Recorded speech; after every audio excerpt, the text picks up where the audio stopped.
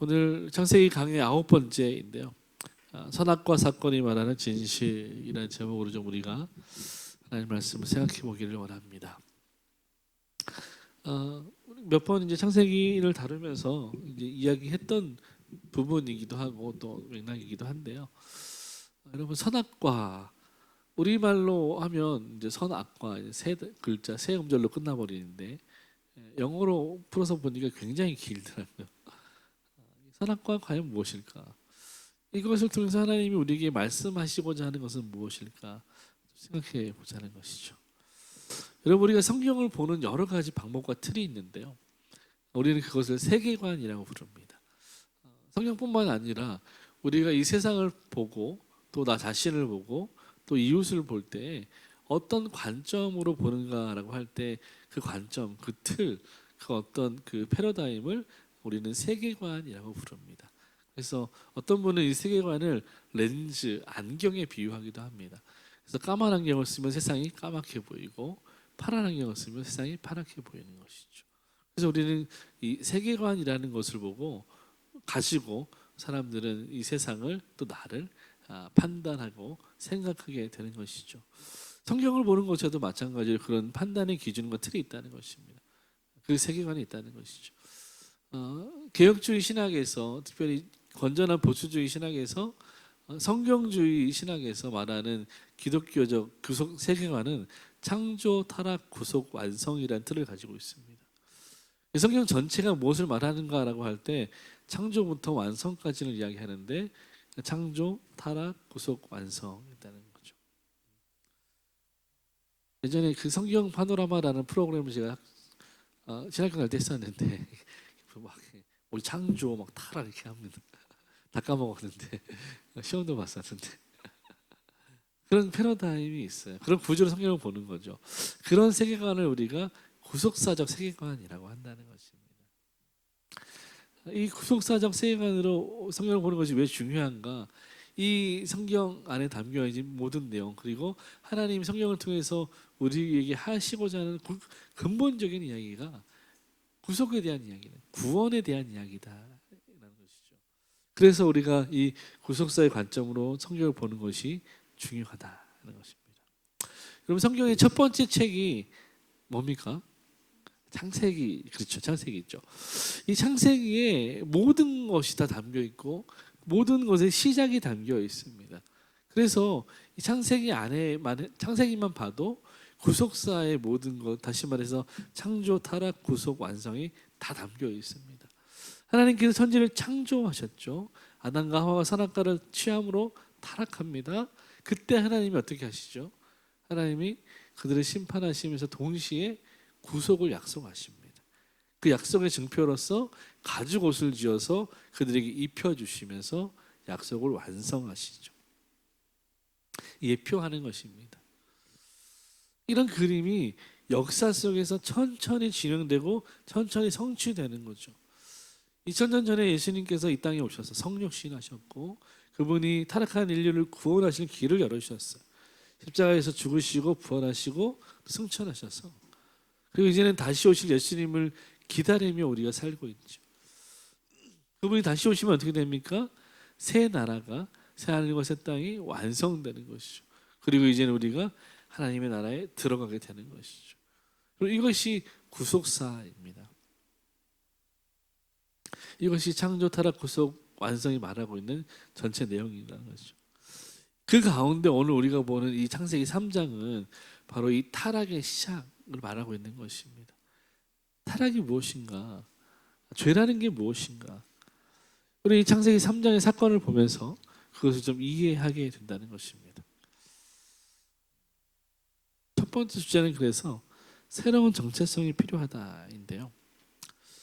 여러분, 성경 창세기를 보면 이 창세기 전체를 지배하는, 그리고 성경 창세기부터 요한계시록까지 전체를 지배하는 하나의 맥락이 있다면, 원리가 있다면 그것은 바로 하나님이 보시기에 좋았다는 것입니다. 하나님께서 아무것도 없는 가운데 창조하셨어요. 하나하나 말씀으로 창조하셨습니다. 그리고 그것들을 보시고 하나님 뭐라고 말씀하셨습니까? 네, 좋았다, 좋다라고 말씀하셨습니다.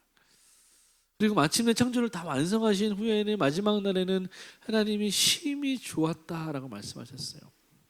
여러분 여기서 좋다라는 말은요, 말 그대로 굿, 좋다, 좋아 이런 말입니다.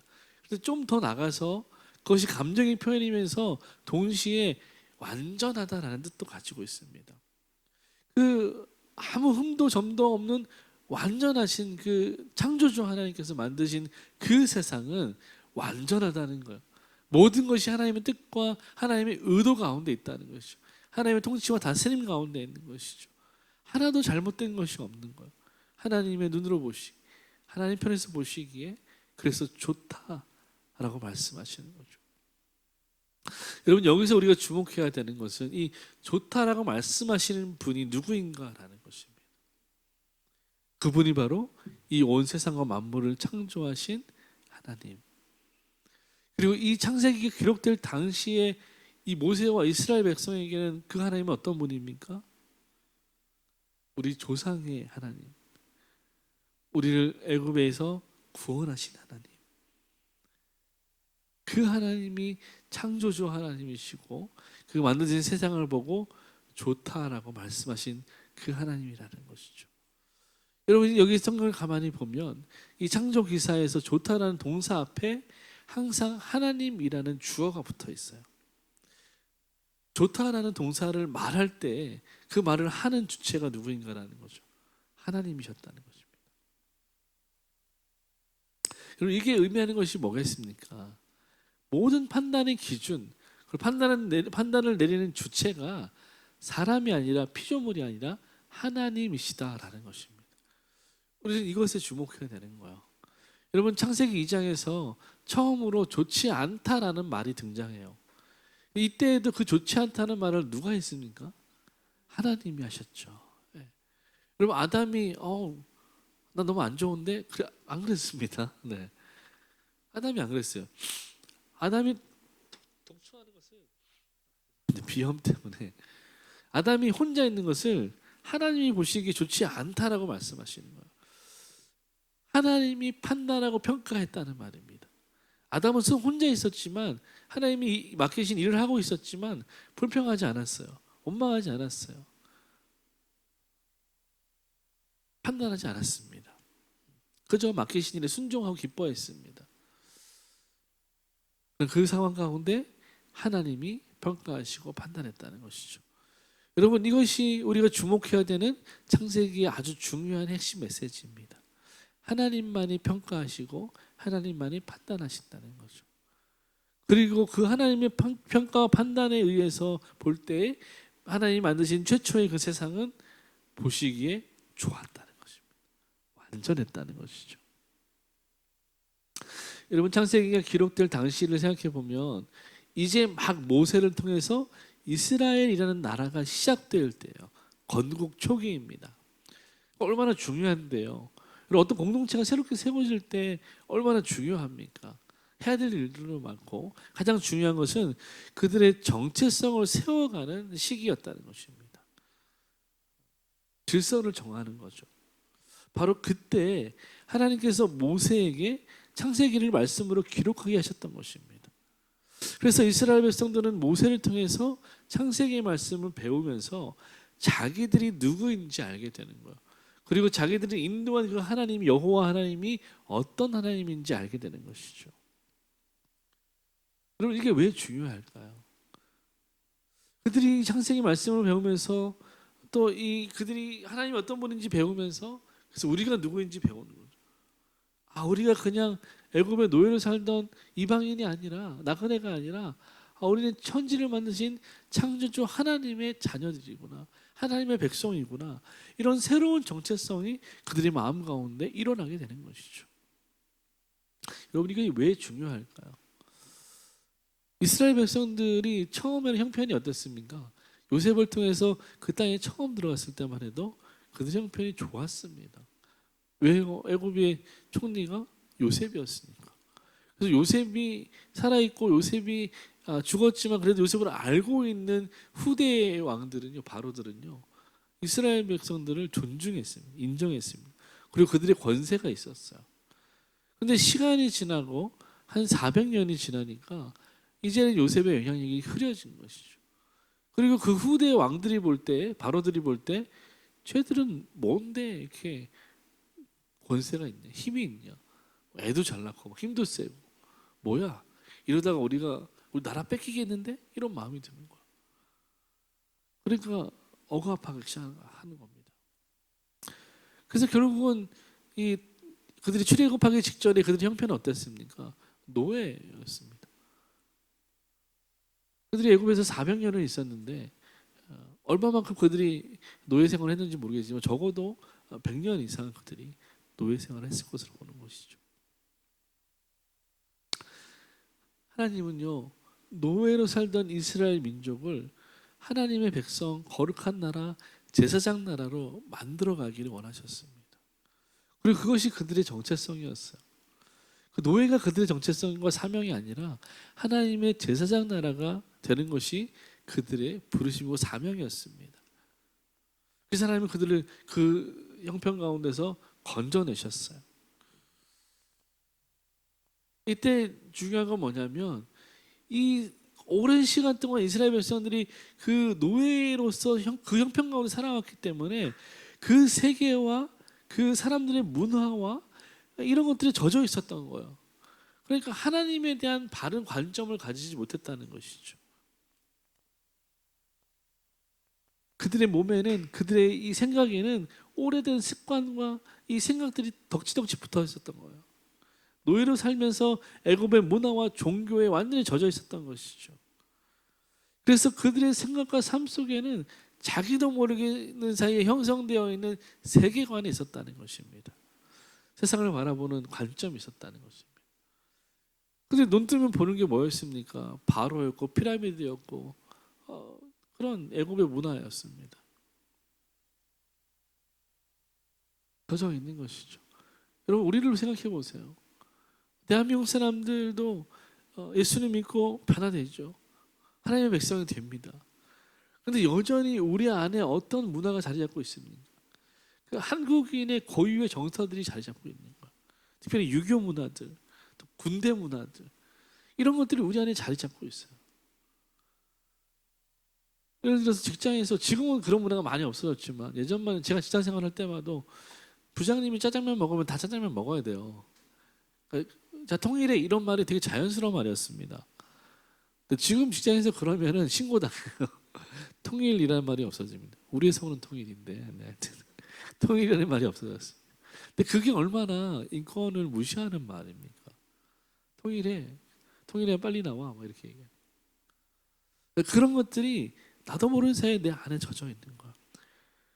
그래, 교회 안에서도 막 같이 회식하러 가서 담임 목사님 짜장면 먹으면 다 짜장면 먹어야 되는 거야. 그래서 저는 용감하게 저는 볶음밥 먹겠습니다 이렇게 해서 많이 그랬는데 그런 것들이 젖어 있는 거예요. 여러분, 가만히 여러분을 들여다보세요. 여러분, 예수님 믿고 거듭났지만 아직도 내 안에 남아있는 세상적인 세계관의 모습, 습관, 옛사람의 모습들이 뭐가 있는지 한번 잘 생각해 보십시오. 문화, 종교, 인습, 이런 것들이 젖어 있어요. 여러분, 우리가 일본의 지배를 고작 몇십 년 받았잖아요. 그런데 우리나라 사람들의 그 언어 습관 안에 얼마나 많은 그 일본의 잔재가 남아있는지 아시죠? 지금은 정말 많이 사라졌지만 사라졌다고 보기 좀 어려워요. 왜냐하면 그 일본어가 영어로 대체됐기 때문에 거의 다 대체됐죠. 스메키리 와루바시가 이제는 챕스틱 이렇게 다 이제 바뀌었죠. 다 바뀌었어요. 지배를 받는 겁니다. 예수님 믿고 성경을 믿으면서도 자꾸만 그 세상 문화에 동화되어 가는 것입니다. 젖어 있어서 그런 것이죠. 우리 같이 한번 고린도후서 말씀을 읽어보겠습니다. 시작. 하나님을 아는 것을 대적하여 높아진 것을 다 무너뜨리고 모든 생각을 사로잡아 그리스도께 복종하게 하니. 아멘. 그런 바울의 표현에 의하면 그런 세계관을 하나님을 대적하여 높아진 생각이라고 말했습니다. 하나님을 대적해서 높아진 생각들입니다. 그래서 이스라엘은요, 하나님의 백성으로 거듭난 후에 가장 먼저 이것을 바로잡아야 했습니다. 애굽의 세계관을 깨뜨리고 하나님의 세계관을 그들에게 심는 것이 가장 먼저 선행되어야 했던 일입니다.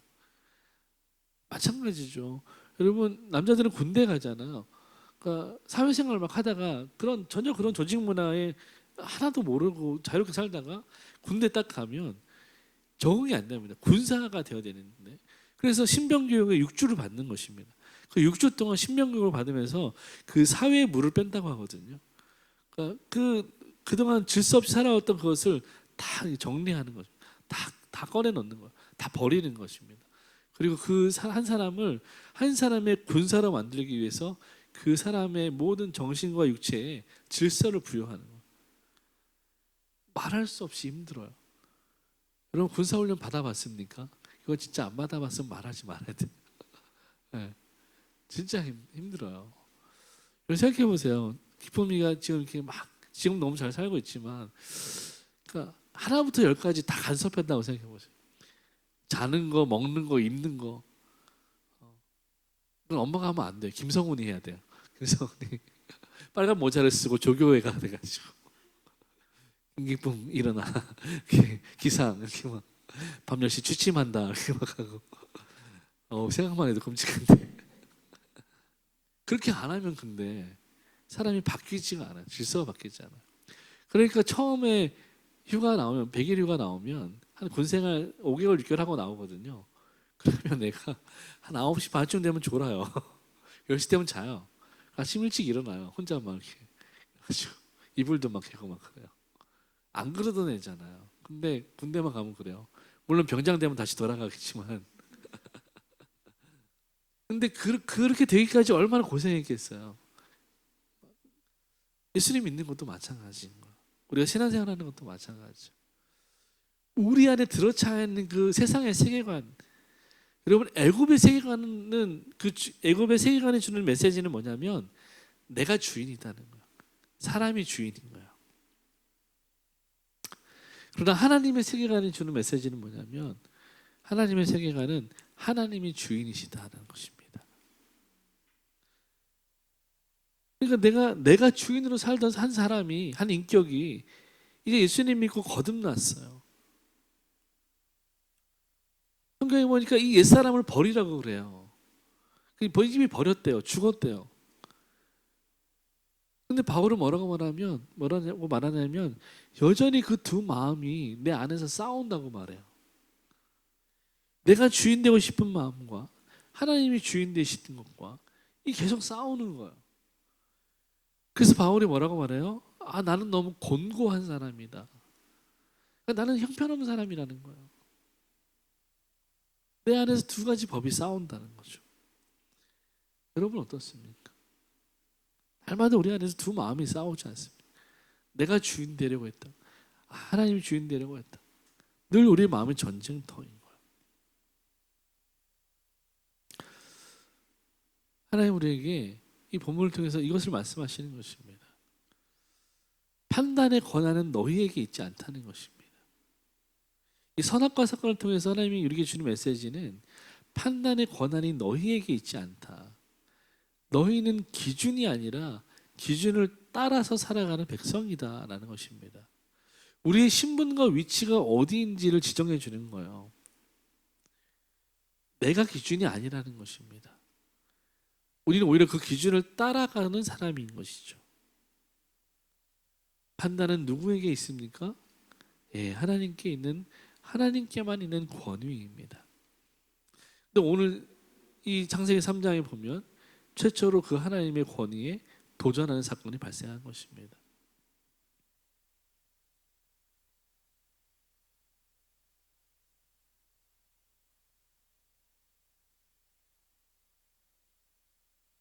우리는 이 사건의 제목을 붙이자면 주도권 싸움이다 하는 것이죠. 그 전에는, 이 사건 전에는 아담과 하와가 하나님 중심으로 생각했어요. 하나님 보시기에 좋았더라라는 관점으로 생각했습니다. 그런데 이 사건 이후로 하나님이 아니라 내가 보기에 좋은 대로 관점이 바뀌어 버립니다. 하나님 중심의 세계관이 다스리는 그 세상에 균열이 일어난 것입니다. 어느 날 짐승 중에 가장 간교한 뱀이라는 녀석이 하와에게 이렇게 스물스물 접근합니다. 참 이 성경이 이미지를 왜 뱀을 사용했을까 가만히 생각해 보면 놀라운 거예요. 이런 뱀이 어떻게 옵니까? 소리도 없이 시커멓게 오잖아요. 싹 와가지고 이렇게 언제 왔는지 모르게 옆에 붙어 있는 거야. 죄가 그래요. 유혹이란 게 그래요.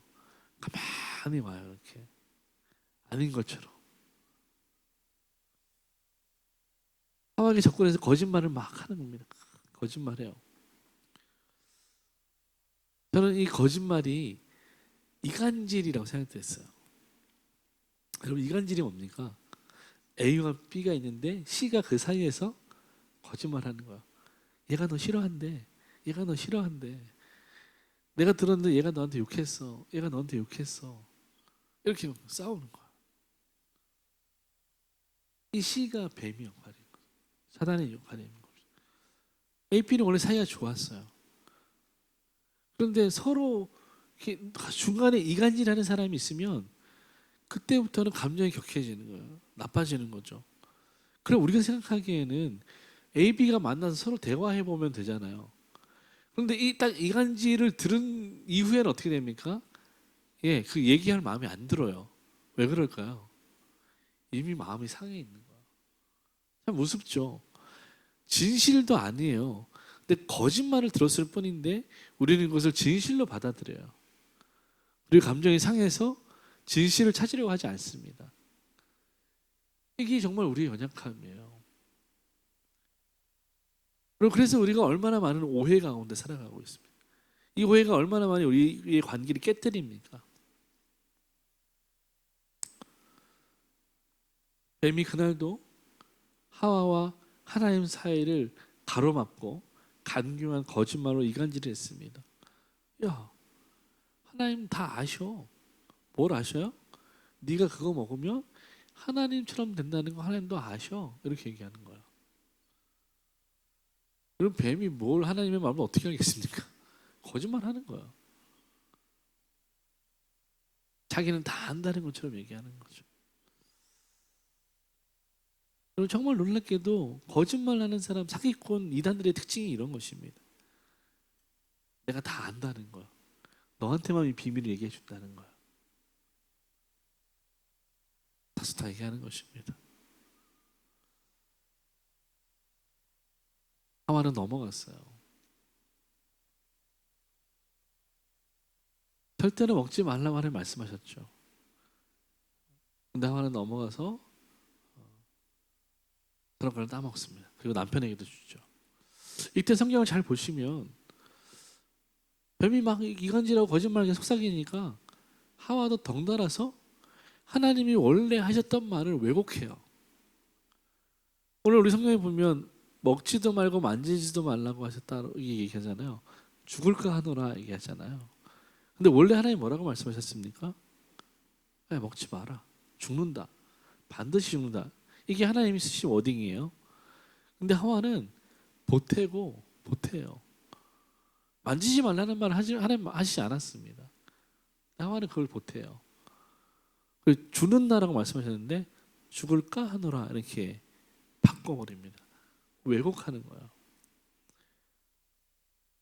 하나가 왜 왜곡했을까요? 이미 이 뱀의 간교한 혀에 놀아난 것이고 좀 뒤에 얘기하겠지만 이미 하와의 마음에도 뱀이 했던 그 말이 이미 마음에 있었던 거예요. 선악과를 먹자마자 어떻게 됐습니까? 성경에 보면 그들의 눈이 밝아졌다라고 말합니다. 5절에 보면 뱀이 눈이 밝아질 거야 이렇게 말했어요. 근데 7절에 보면 실제로 그들의 눈이 밝아졌습니다. 이 밝아졌다는 말은 히브리 말이 보면 수동 형태로의 동사로 쓰였거든요. 그러니까 내가 밝혔다가 아니라 어떤 외부의 영향력에 의해서 밝아지는 것입니다. 밝혀지는 것이죠. 이 밝아졌다는 말은 원래 원어를 보니까 열렸다라는 말입니다. 쉽게 말하면 아담과 하와가 선악과를 먹자 그들의 눈이 열렸다는 것입니다. 눈이 띄어졌다는 것입니다. 이 눈이 띄어졌다는 말은 어떤 의미겠습니까? 뭔가 아담과 하와의 인식 가운데 새로운 시각이 시작되었다는 것입니다. 새로운 인지가 생각됐고 발견되었고 새로운 인식이 시작됐고 어떤 충격적인 어떤 이렇게 열린 것입니다. 여러분 우리가 그런 말 가끔 하잖아요. 개안했다 이런 말 가끔 하거든요. 어떨 때 그런 말을 하겠습니까? 뭔가 기존에 없었던 충격적인 어떤 반전을 발견했을 때, 어떤 충격을 받았을 때, 오, 나 개안했어 이런 얘기를 하는 거죠. 그런데 오늘 아담과 하와가 겪은 일이 그런 거예요. 마치 그 꼬마아이가 아주 어린 아이가 처음에 그 콜라를 먹었을 때 그 감정, 그 느낌, 뭔가 금단의 것을 먹었을 때, 예, 그 짜릿함, 예, 개안한 거죠. 이런 세상에 있었다니. 그동안 내가 먹은 그 뭐냐, 그 맛없는 뭐냐.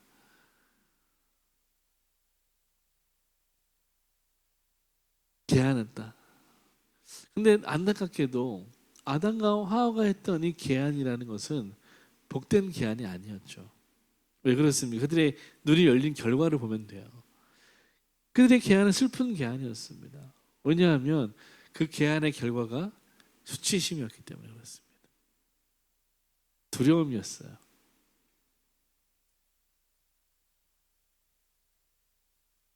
여러분 사실 선악과를 먹고 근데 눈이 열렸다는 게 눈이 열렸다 선악과 먹고 눈이 열렸다면 그 자체를 보면 이게 뭐 대단하게 큰 일인가 싶죠. 이게 뭐 큰 죄일까? 왜 하나님은 고작 이 열매 하나 먹고 눈이 열려진 것을 가지고 이렇게까지 심각하게 받아들이실까? 그렇게 생각할 수 있죠. 근데 가만히 본문을 묵상하는 가운데 그런 생각이 들었어요. 6절 같이 한번 보겠습니다. 6절 같이 읽습니다. 시작.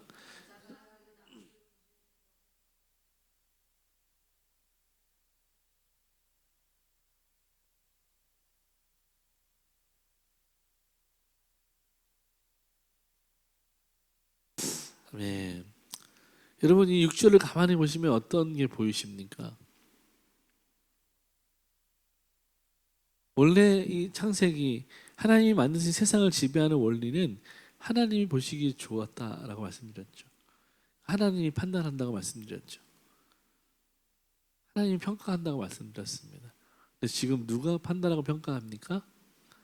여자가. 누가 보기에 좋았다고 말합니까? 여자가. 다시 말하면 하와가 아담이 보기에 좋았다고 말하는 것입니다. 그들이 판단하고 있는 것입니다. 주체가 바뀐 거예요. 주어가 바뀐 것입니다. 한 번도 바뀌지 않았던 그 주어, 바뀔 수 없는 주어가 바뀐 거예요. 이게 문제인 것입니다.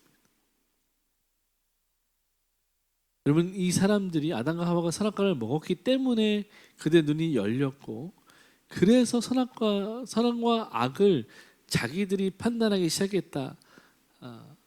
순서적으로 그렇게 말할 수 있지만 엄밀하게 말하면 제가 볼 때는 이미 그들이 선악과를 먹기 전부터 마음의 욕망으로 가득했을 것입니다. 이미 다른 마음을 먹은 거예요. 하나님께서 분명히 금하여서 먹지 말라 반드시 죽을 것이다 라고 말씀하셨음에도 불구하고 하와는 하나님의 그 말씀을 자기 식대로 해석했습니다. 만지지 말라고 하셨어. 죽을까 하느라 하셨어. 변형시켜 버리는 겁니다. 하나님의 말씀을 자기 식대로 해석하는 거예요. 여러분 이게 원죄의 특징입니다. 핵심입니다. 하나님과 약속을 깨뜨리면서 그 약속을 왜 깨졌는가를 볼 때 여기에 핵심 메시지가 있는 것입니다. 말씀을 자기 식대로 해석하는 거예요. 여러분 이런 거죠. 예를 들어서 예수께서 말씀을 통해서 우리 가운데 원수를 사랑하라고 말씀하셨어요. 근데 우리는 어떻게 해석합니까? 그 말씀을 그래 원수 사랑해야지. 그래도 그 인간은 좀 아닌 것 같은데. 내가 마음으로 그 사람 용서했으니까 오케이 마주치지 말자 이렇게 하는 거야. 용서는 했잖아. 그러니까 마주치지 말자. 상대하지 말자. 이런 게 말씀을 자기식대로 해석하는 거예요. 그러면 하나님의 말씀을 가볍게 여기는 거죠. 또는 하나님의 말씀에 무지한 거죠. 그러면 하나님의 말씀에 무게를 두는 것이 아니라 내 판단을 신뢰하게 되는 것입니다. 이것이 타락의 시작입니다. 이게 선악과 사건의 진실이에요. 여러분, 말씀을 내 식대로 해석하는 일이 우리 삶에 얼마나 많은지만, 말씀에 무지해서 때로는 말씀을 가볍게 여겨서 하나님의 말씀을 자꾸만 내 식대로 해석하려고 해요. 자꾸만 하나님의 말씀에 더하고 빼려고 해요. 근데 요한계시록에 뭐라고 말씀하십니까? 이 말씀을 하나도 더하거나 하나도 빼면 저주를 받을 것이라고 말씀하십니다. 근데 우리는 자꾸만 말씀을 더하고 빼요. 자기 식대로 해석합니다. 그럴 수 없다는 거예요.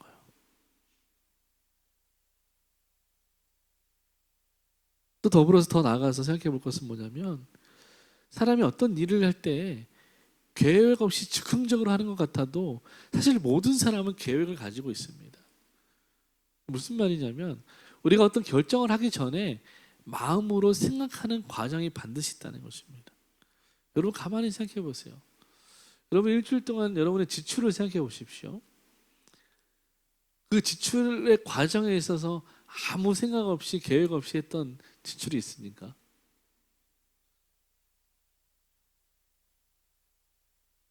또는 여러분이 어떤 대화를 할 때, 어떤 말을 할 때 여러분이 아무 생각 없이 그냥 툭 내뱉었던 말들이 있습니까? 반드시 마음으로 머리로 계산하는 시간이 있어요.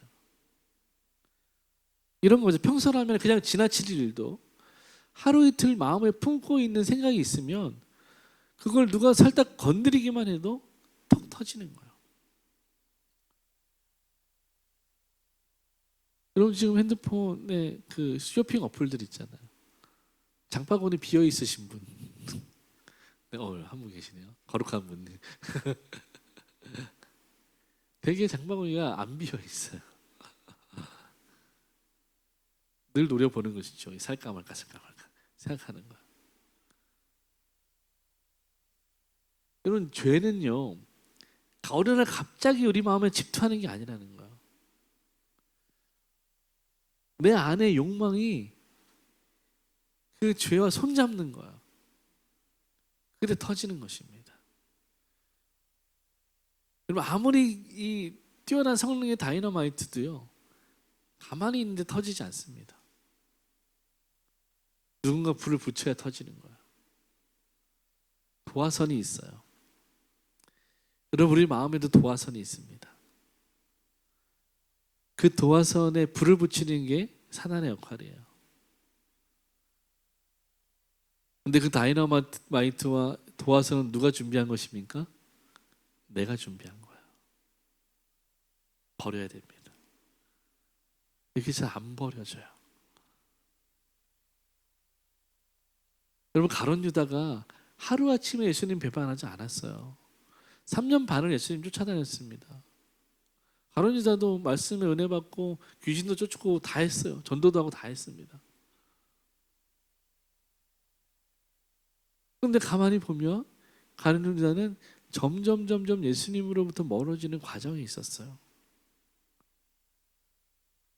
마리아가 예수님께 와서 향유를 부을 때 가룟 유다는 그녀를 책망했습니다. 요한은 그런 가룟 유다를 평가하기를 이 사람은 도둑이기 때문에 이렇게 행한 것이다 라고 말합니다. 물론 요한은 결과를 알고서 말한 것이죠. 그리고 마침내 최후의 만찬을 나누는 그 밤에 사단이 가룟 유다의 마음에 예수님을 팔 마음을 불어넣은 것입니다. 도화선에 불을 붙인 것이죠.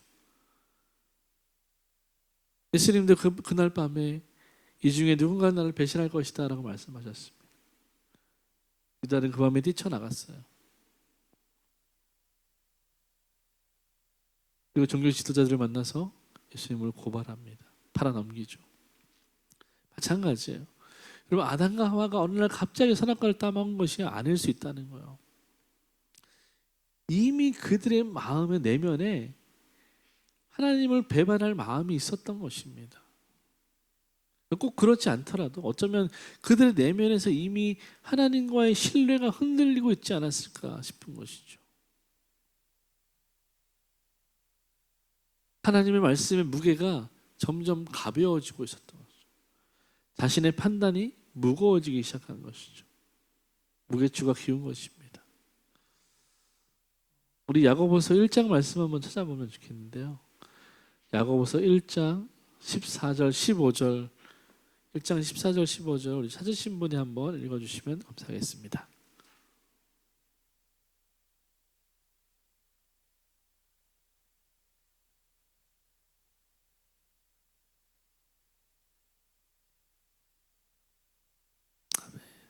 예, 자기 욕심 때문인 거예요. 욕심이 잉태하여 죄를 낳고 죄가 사망을 낳는 것입니다. 시험 받는 것이 하나님이 시험하는 것이 아니라 자기 마음의 욕망이 시험을 끌어당기는 것입니다. 여러분, 그래서 예수님이 이렇게 말씀하셨어요. 우리 마가복음 7장 21절 23절 말씀인데요. 같이 한번 읽겠습니다. 시작. 사람의 마음에서 나오는 것은 악한 생각과 곧 음란과 도둑질과 살인과 간음과 탐욕과 악독과 속임과 음탕과 질투와 비방과 교만과 우매함이니 이 모든 악한 것이 다 속에서 나와서 사람을 더럽게 하느니라. 아멘. 누가 그 정결례를 가지고 시비를 거니까 예수님이 말씀하신 거예요. 야, 사람이 입으로 들어가는 게 더러운 게 아니라 입에서 나오는 게 더러운 것이다 라고 말한 거죠. 그러면서 이 말씀하신 겁니다. 여러분, 물론 이 말씀이 아담과 하와의 타락의 결과로서 사람이 이렇게 되었다는 것이죠. 그러나 동시에 우리가 생각해 볼 것은 뭐냐면 그렇기 때문에 우리의 마음이 지금 이런 상태일 수 있다는 것입니다. 우리가 하나님의 말씀으로도 성령의 지배를 받지 않으면 우리의 현실은, 우리의 상태는 이와 같다는 것입니다. 우리의 마음이 이럴 수 있다는 것이죠. 바울이 말한 옛사람의 습관이 이런 것입니다. 하나님은 우리가 이것을 버리기를 원하시는 것, 이걸 놓기를 원하시는 거죠. 그리고 우리 안에 성령의 열매들이 열매 맺기를 원하시는 겁니다. 의와 거룩히 자라기를 원하는 것입니다. 하나님이 온전하신 것 같이 우리도 온전하기를 원하시는 것입니다.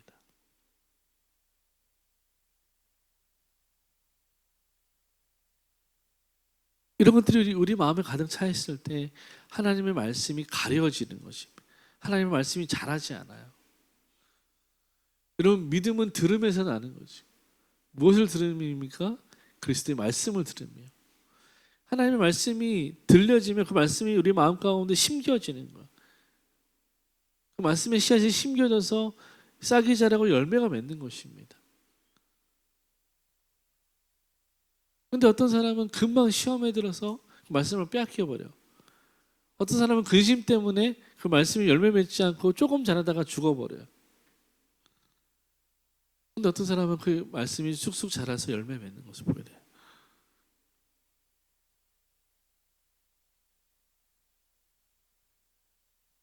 여러분, 그래서 잠언에 보면 너희가 지킬 만한 모든 것들 중에 네 마음을 지켜라.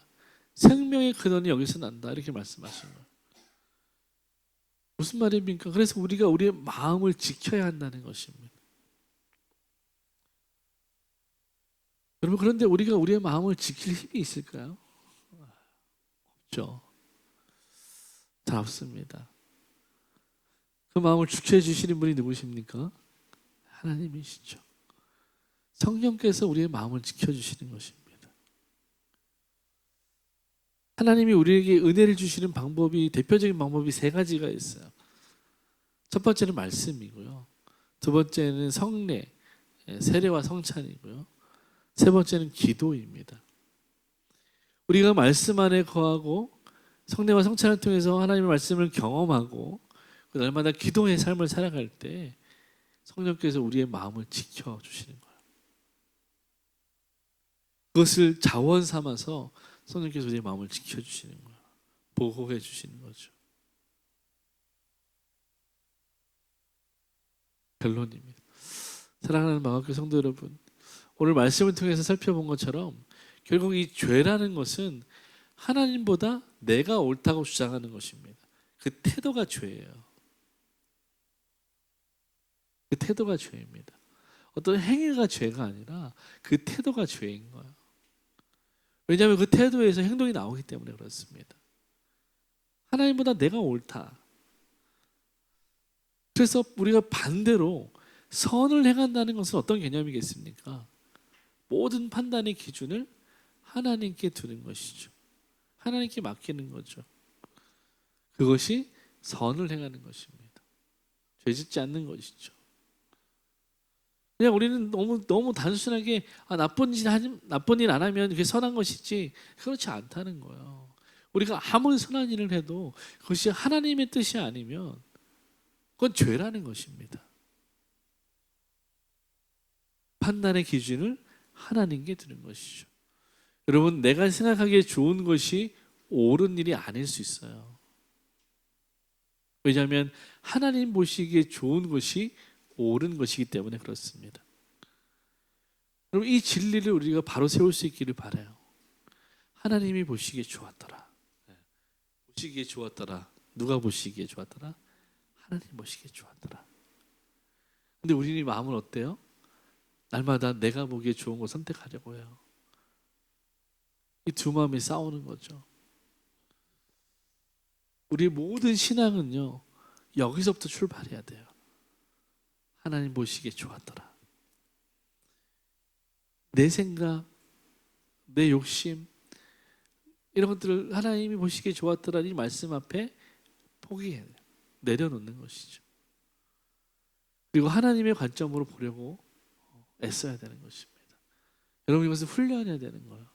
노력해야 되는 것입니다. 하루아침에 되지 않습니다. 성경도 분명히 너희가 거듭났지만 새 사람이 되었지만 옛사람의 습관을 벗어야 된다고 이야기해요. 하나님이 벗겨주시지 않는다는 거예요. 벗어야 돼요. 그리고 그리스도 예수의 옷을 입어야 됩니다. 의와 거룩의 옷을 입어야 돼요. 무슨 말입니까, 여러분? 날마다 그것을 선택해야 된다는 것입니다. 선택하셔야 돼요. 매일 아침, 매일 잠들 때 내가 하나님 보시기에 좋은 삶을 살았는지 우리 자신들을 점검해야 돼요. 돌아봐야 됩니다. 내가 어떤 일을 결정할 때, 어떤 일을 할 때 이것이 하나님 보시기에 좋은 일인가 생각해야 됩니다. 그리고 기도하셔야 돼요. 예수전단을 만드신 로렌 커닝웨이 목사님 그런 얘기 하셨어요. 그 책에 보면 내가 10불을 다른 사람에게 흘려보내는 것도, 아니 1달러를 다른 사람에게 흘려보내는 것도 하나님께 기도하고 해야 된다는 거예요. 왜냐하면 그것이 내 의가 될 수 있다는 것입니다. 하나님이 원하시면 흘려보내는 거예요. 하나님 원치 않으시면 기다리는 거예요. 그리고 한 주간 우리가 이 말씀, 이 절대 기준을 생각하시면서 나의 마음을 흔드는 이 유혹과 탐심을 성령님의 도우심으로 물리치고 하나님 보시기에 좋은 삶을 선택하는 우리 저와 여러분이 되기를 주님의 이름으로 축원합니다. 같이 한번 기도하겠습니다.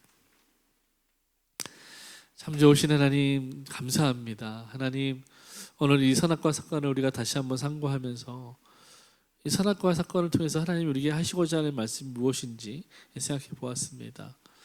하나님, 내 눈에 보기에 좋은 것을 선택하는 것이 아니라, 내가 판단하는 것이 아니라 하나님 보시기에 좋았더라라고 하시는 그것을 선택할 수 있는 믿음을 주님 우리에게 허락하여 주시옵소서. 날마다 우리가 삶 가운데서 내 눈에 보기에 좋은 것을 선택하려 할 때 성령님 우리를 주장하여 주시고 다스려 주시고 절제하게 하시고 또 하나님의 은혜로 충만하게 하셔서 하나님 보시기에 좋은 것을 하나님 우리가 의지를 가지고 선택해 나갈 수 있도록, 그것을 훈련해 갈 수 있도록 날마다 주님 우리를 붙들어 주시고 도와 주옵소서. 지금은 우리 주 예수 그리스도의 은혜와 선하신 하나님 아버지의 사랑과 보혜사 성령의 교통하심이 주의 말씀 들고 세상으로 나아가 하나님 보시기에 좋았더라는 그 믿음을 선택하기로 작정하는 사랑하는 마교회에 속한 모든 주의 백성을 머리 위에 저들의 가정과 직장과 학업과 하시는 모든 일들 위에 그리고 이 나라와 북한 땅과 열방 가운데 이제부터 영원까지 함께 있을지어다. 아멘.